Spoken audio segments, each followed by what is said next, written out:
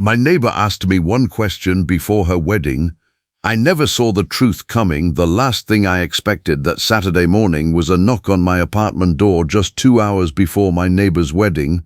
When I opened it, Rachel stood there in her white wedding gown, her hands trembling so badly she could barely hold her bouquet.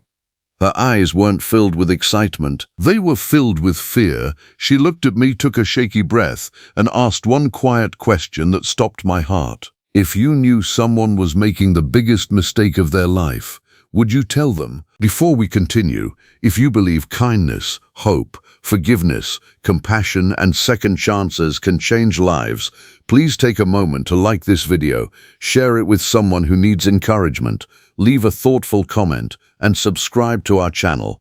Your support helps these heartfelt stories reach people who may need them the most. I had lived next door to Rachel for almost 4 years in a peaceful neighborhood outside Nashville, Tennessee. We were never especially close, but we had become the kind of neighbors who watered each other's plants during vacations, brought soup when someone caught the flu, and shared quiet conversations while collecting the mail. She was cheerful, hard-working, and always smiling, even after losing her father the previous year. Watching her prepare for her wedding with her fiancé, Joshua, had been like watching someone finally find happiness again. When she asked that question, I didn't know what to say. I assumed she had ordinary wedding nerves.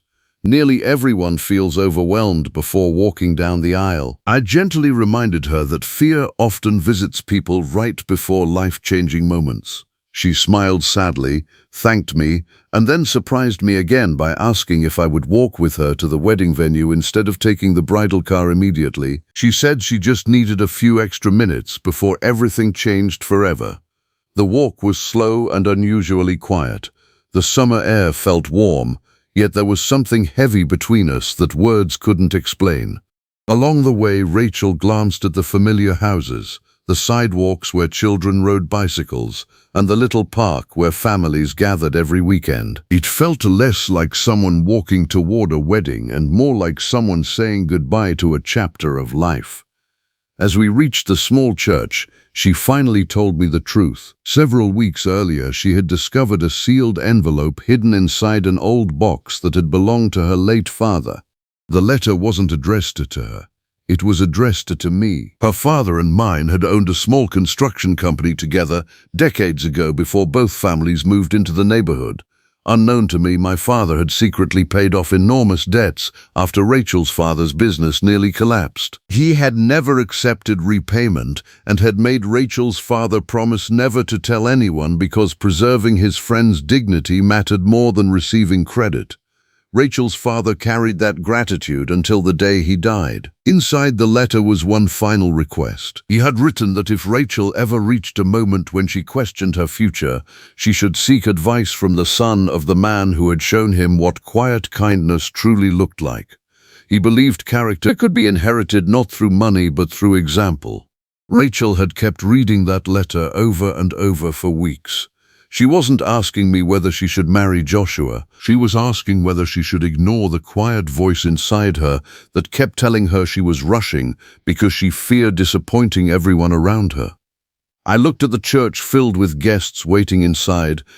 I thought about the flowers, the music, the months of planning, and the expectations surrounding her. Then I thought about something my own father used to tell me. A lifetime is much longer than a single embarrassing afternoon. I told Rachel that no wedding, no matter how beautiful, was worth sacrificing a lifetime of honesty. I also reminded her that fear alone should never decide her future, but neither should pressure. Whatever decision she made had to belong to her. She nodded, wiped away her tears, and walked into the church. Nearly 20 minutes passed before anyone came outside. Then Joshua appeared. Instead of looking angry, he looked relieved. Later that afternoon, he knocked on my door. He explained that Rachel had confessed everything before the ceremony. She admitted she loved him deeply, but realized she had spent months trying to become the person everyone expected, instead of understanding what she truly wanted from marriage. To his surprise, Joshua admitted he had been carrying the same doubts. They canceled the wedding together, not because they stopped caring for each other, but because they respected each other enough not to promise forever while uncertainty remained. Months passed. The neighborhood slowly stopped talking about the cancelled wedding. People moved on. Rachel and Joshua began meeting again without pressure, without schedules, without expectations. They attended counseling, rebuilt their friendship, and learned who they really were beyond invitations and wedding plans. Almost a year later, another invitation appeared in my mailbox. This time there was no grand ballroom, no extravagant decorations, and no hundreds of guests. Just close family, lifelong friends, and one quiet ceremony in a small lakeside chapel. They married because they were ready, not because they were expected to.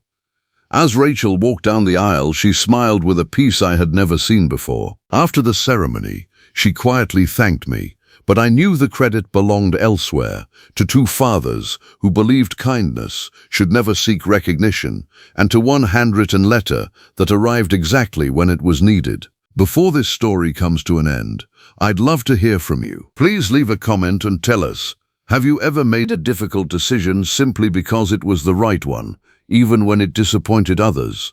Your story may encourage someone reading the comments today. And if this story touched your heart, please consider liking the video, sharing it with someone who may need hope, and subscribing for more uplifting stories about faith, courage, forgiveness, and second chances. Sometimes the bravest choice isn't walking toward the future everyone expects for you. Sometimes it's having the courage to pause, listen to your heart, and wait until your answer becomes one you can live with for the rest of your life. And sometimes the greatest gift a neighbor can give isn't advice at all.